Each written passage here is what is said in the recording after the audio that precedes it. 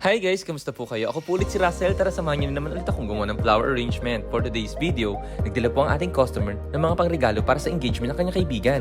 Nagdala po ito ng mga tela. Ito po yung mga tela na ginagawa po nila mga damit po dito. At syempre, hindi rin po mawawala ang perfume o oud.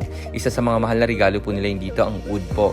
At ayun nga po, kung mapapansin nyo, binalutan ko na po itong square na po na to. Ito po yung oud na regalo po ng ating customer.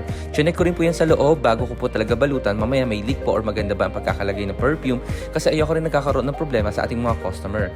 As you can see, sa pagbabalot naman po, parang pinaikot ko po yung pagbalot po dito sa ating regalo. Dahil ito po ang request ng customer. Ayaw niya ng pa-square, gusto niya daw is pabilog daw o parang nga daw po. At ang napili pa ng customer na tali ay ribbon po pala. Ribbon na gusto ng customer natin ay yung kulay brown. Medyo nahirapan din po talaga ako bagayan dun. Dahil nga po, ang gusto niya na may bulaklak niya pa po, in touch na may blue pa daw po. White na may touch of blue. Nahihirapan na ako, gawa rin po ng pambalot na pinili niya na nude pink po ang kinuha niyang pambalot. So, syempre, ginawa ko pa rin po ito ng paraan na sinabi ko sa customer, titignan ko pa rin kung maganda kung lalagyan ko pa rin ito ng touch blue. Hindi ko kasi ipipilit yung mga bagay-bagay na alam ko naman na hindi rin po maganda, kaya minsan kailangan pa rin kontrahin yung mga sinasabi ng customer na magsasuggest ako na maganda o binibigyan ko sila ng option.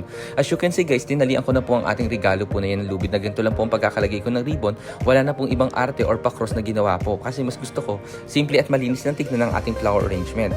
Mapapansin nyo din po pala sa video na niliteran ko po ang mga ribbon po na yan para maging malinis po tignan ang mga ginagawa po natin.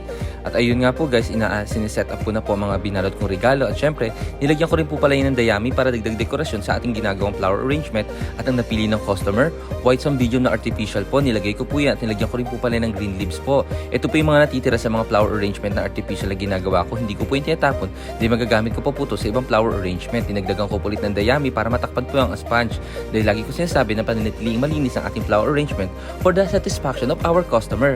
Shoutout po pala kay Ninita Arellano Miwa ng Japan. Maraming salamat po sa pag-like at share ng aking video. Huwag na huwag po kayo magsasawa at sa mga nanonood po, baka pwede po kayo comment na po kung saan po rin na nakarating ang aking video. Lagi po tayong mag-iingat at maraming salamat. Bye-bye!